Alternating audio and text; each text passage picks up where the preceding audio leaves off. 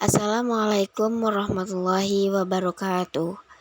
Di video kali ini saya akan membahas tentang profil Ahmad Hasan dan pemikiran pendidikannya untuk memenuhi tugas filsafat pendidikan Islam. Sebelumnya, izin memperkenalkan diri. Nama saya Azizah Hayat Zakia dengan NPM 23106311100012 dari kelas 4A PAI. Baik, kita masuk ke pembahasan pertama, yaitu profil Ahmad Hasan. Ahmad Hasan atau biasa disebut dengan Hasan Bandung, beliau lahir pada tanggal 31 Desember 1887 dan meninggal pada tanggal 10 November 1958. Beliau adalah ulama Indonesia terkemuka dari Organisasi Persatuan Islam. Nah, ayahnya bernama Ahmad Sina Fapuh Marichar, merupakan orang Singapura keturunan India. Dan ibunya bernama Muhnaz, keturunan Mesir, asal Madras, India.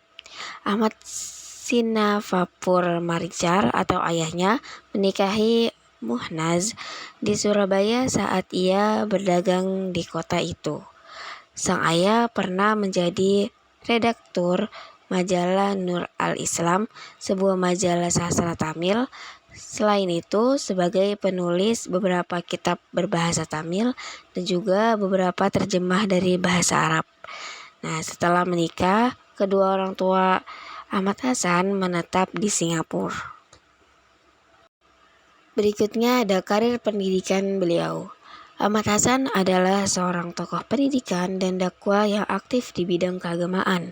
Beliau dikenal sebagai pendiri dan pengelola pesantren Persatuan Islam atau biasa disebut dengan Persis. Selain itu, ia juga dikenal sebagai guru madrasah untuk orang-orang India di beberapa tempat di Singapura, seperti Arab Street, Baghdad Street, dan Geylang. Berikutnya ada pendirian Persis. Ahmad Hasan adalah salah satu tokoh utama dalam pendirian Persatuan Islam atau Persis, organisasi Islam yang fokus pada pemurnian ajaran Islam dan pemulihan umat Islam kepada Al-Quran dan As-Sunnah. Bersama dengan para pendiri Persis lainnya, Ahmad Hasan mendirikan Persis di Bandung pada tahun 1923. Ia dikenal sebagai guru utama Persis karena pemahamannya yang mendalam tentang ilmu agama dan kecakapannya dalam menginspirasi dan membimbing para kader Persis. Dan juga ia memiliki pemikiran yang kuat dalam bidang keagamaan dan pendidikan, terutama dalam hal pemurnian ajaran Islam dan juga penolakan terhadap bid'ah dan khurafah. Selanjutnya ada pemikiran pendidikan menurut Ahmad Hasan. Menelusuri jejak pemikiran Hasan tentang pendidikan ini memang cukup sulit, karena Hasan secara eksplisit tidak pernah menerbitkan tulisan tentang pendidikan. Bagi Hasan, tujuan pendidikan adalah terbentuknya akhlak yang terpuji peserta didik yang sesuai dengan Al-Quran dan hadis. Alasan Hasan membuat tujuan seperti itu adalah karena Nabi Muhammad diutus ke muka bumi hanya untuk menyempurnakan akhlak. Dengan demikian, pendidikan harus mampu melahirkan siswa yang mempunyai akhlak yang baik. Adapun sumber pendidikan juga harus bersumber pada Al-Quran dan hadis. Ahmad Hasan berpendapat bahwa guru harus mendidik siswa dengan hanya beribadah kepada Allah dan tidak boleh mengharapkan sesuatu yang bersifat duniawi.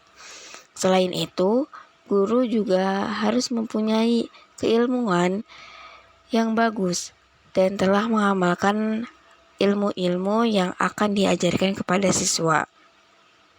Dalam menyampaikan materi, Hasan menggunakan beberapa metode melalui dari metode diskusi, ceramah, tanya jawab, ataupun debat. Sedangkan dalam evaluasinya, Hasan menggunakan dua jenis evaluasi, yaitu lisan dan tulisan, seperti hafalan dan tes tulisan bahasa Arab. Evaluasi itu dilaksanakan setiap akhir pembelajaran, tengah semester, dan akhir semester. Sebagai bukti keseriusan Hasan dalam pendidikan, beliau juga mendirikan pesantren Persatuan Islam di Bandung dan pesantren Persatuan Islam di Bangil, Pasuruan pada Maret 1940.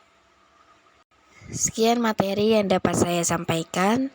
Mohon maaf apabila ada kekeliruan dalam menyampaikan materinya.